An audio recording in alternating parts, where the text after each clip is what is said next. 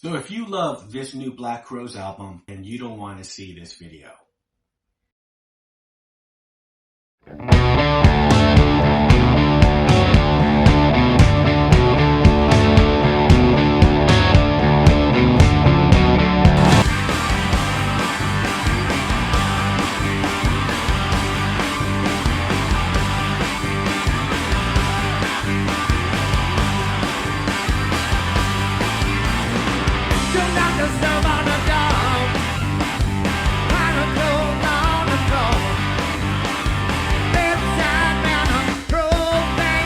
Delivered to me, and this is a Amazon copy, and it's orange vinyl. Now, I was reluctant to just put out a video when I first got the album. I was listening to it, and I was just kind of seeing what's been going on since the time it came out and to what people's reactions are, and particularly people who are really big Black Crow fans, as I am, and what their real take is on this, and not seeing all the propaganda that the Black Crowes are doing. Pretty much them going to every major television outlet and just kind of just doing the campaign. How great this album is and how it's a return to the Black Crowes and yada, yada, yada. And I don't feel that way. And I've seen and read a lot of people who do feel the same way as me. But starting off with this album cover, I think it's totally generic. I think it's really awful. It's a gatefold with the words "trust me" and "never trust us," or "trust us" and "never trust us." There's like a mixed message here. Now, behind the front, you can see the Southern Harmony and Musical Companion album cover, and it's painted over. You see Rich over here, and in the back you see the back of Shake Your Moneymaker, and it's covered. It says the Black Crowes and Happiness Bastards. Now, I saw them on their last time they were here in Vegas, and they had 2 nights here. I went to the second night. They mainly played Shake Your Moneymaker and Southern Harmony songs, and this album. They played the songs just like they were on the album. It was pretty much them just getting through the songs with this new group of people who I felt were just kind of going through the motions and just getting on with their set. They only played an hour, for one thing, which was odd. And they threw a couple of bones out there halfway to everywhere, from Three Snakes and One Charm. They didn't improvise anything. They didn't jam out like they usually would do. It seemed like a show. It seems like a well-rehearsed show. I'm sure like now they are starting to throw in some deep cuts on things, on shows and whatnot. But if you just saw the 30th anniversary or whatever, the 40th anniversary of Shake Your Moneymaker, that tour, and they're playing like bigger places, they were booked in bigger places, and I guess they just really wanted to come back and keep that momentum and play those songs, those radio-friendly songs from the first 2 albums and this one. And usually for a Black Crow fan, I mean, it's always interesting when they come out with a new song, a new album. But mainly like the new song is very, it's first of all something that you will never hear, the lead and single, and it'll make you want to go, I wonder how the rest of the album is. For example, Lickin' from the Lions album. When I first heard that, and you heard that toggle switch that Rich Robinson was doing and putting out this crazy lick, and it was just something that was unique. And or even something like Good Friday with that kind of slow, just dragging harmonica in the beginning. It was just like, oh wow, it was a very good mood. It was a very different mood also, and it was just like, wow, they're back. This one did not have that for me. It was like, it sort of just reminded me that this is probably something labels have always wanted them to do. like, oh yeah, just put out that kind of music that's just, that has all the hooks and whatnot, and let's just keep this money machine going. And I guess after going on that tour, just representing Shake Your Moneymaker and playing in arenas, because they were kind of booked here for T-Mobile and everything, and I guess they wanted to kind of keep that family show or whatever. You not play at the little small venues they usually do here. And so what you get is sort of their version, Wanting and Waiting, I think that was the single, is much like them being 38 Special, doing like country pop radio songs. However, 38 Special is better. And it seems like they are trying to fit into and do this kind of party rock and roll album. Usually you get to a point where they will just want to get back to their roots. They did that with the By Your Side album, right? And they had a producer, Kevin Shirley, I believe, said, just pick up your guitars again like you're 16 and just make an album. However, they were still being the Black Crowes. This one is sort of, they're trying to recapture the first album and trying to play to those kinds of people more, not really, to me, Black Crow fans. You're only as good as your last album, and to say that this is better than Before the Frost and Until the Freeze, that is no. I don't have to say that does not agree with me. And there's just so many things on here that's questionable. So they have played an album with an elder statesman of rock, right? Jimmy Page, and they put out the Greek and everything, and I believe they're putting out a box set which will include their songs, because the original album didn't have their songs, the Black Crow songs, so you could hear Jimmy Page playing their songs. Now, that is just live material, but usually you would think after all these years that they would have someone who they really worshipped, other than putting out an album like 1972 where they're playing all these kinds of songs that they grew up listening to that influenced them, that they would get somebody that that were influential to them and put them on their album, right? Someone like Keith Richards or somebody, you just have him guest on their album, or on a studio recording that will be on their album. U2 has actually played with BB King and put them on their album, right? On a studio song, When Love Comes to Town. Tom Petty and Sheryl Crow played with Johnny Cash on track.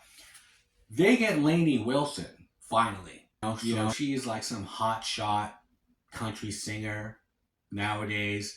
That's the first person they will put on a Black Crow studio album. That's questionable. That's what kind of makes me go, all right. However, songs are just kind of, to me, forgettable. Bedside Manners it's a good opening track for an album. There was a lot of energy to it. However, if you could take the worst song from a Black Crowes album from their catalog and put it against something like Wanting and Waiting, it's going to be better. That's how I measure these things. Or take the album that you'd rank as their lowest. I'm just looking at it like this is not up to par as far as Black Crowes is concerned. You're looking at the last album, which was recorded at Levon from the band, his cabin, and there was a lot of thought involved in that album. Before the Frost, Until the Freeze, and just some of the songs on there are memorable. The guitar players that they had, Luther, Mark Ford, the guitar solo in Been a Long Time, Waiting on Love. That solo, that lead, it just blows away all the lead solos on this album. There's really no lead solos on this album, really. It's kind of rich doing things here and there, but it's just, it's not nothing memorable. You hear something like Sometimes Salvation, you hear that solo from Mark Ford. It's just like, wow, all the players on here are on that lineup, and it's weird how they're like canceling it out. Okay, let's the old Crows is gone, we're painting over it, this is the new one, and this is the we're gonna try to do that album the record label told us to do a long time ago, but we took a detour and made Amorica and made Three Snakes in One Charm, and we made Lions, and now War Paint, and now they're gonna just do that formula and put out a song like Wanting and Waiting and Wanting, who cares, with the LA Hollywood video, and it looks so fucking corny. It looks like a band trying to be the Black Crowes, really. And like I said, if you're still a fan and you drank the Kool-Aid and you think this is a great album, well, that's fine. Everyone has their opinion. And the thing about it was also is that when I'm seeing rankings that they're putting out there, and they're putting this at number 4 above all these great albums of War Paint and everything, I'm just like, wow. I really had to just go and take a look at them, go track to track on these. I don't know. I don't think there's songs that are better on here than Walk, Believe or Walk. I don't hear it. Or even Whoa Mule. That is a very memorable album closer from the War Paint album than Kindred, whatever this is. You don't even care about the titles anymore. It's just like, to say, is this the Black Crowes, or is it just the Chris and Rich experience? And there's just a bunch of people behind here now that just part of this package, and that's how I feel. It's not one of those albums I could guarantee you and say 10 years from now I'm gonna say I was wrong, this album was really good. It's a passing album. That's all it is. There are songs on the Lost Crows album that's way better than, say, Follow the Moon. Follow the Moon, which is a deep cut on here, it's not memorable. The only song on here that's kind of memorable is Flesh Wound.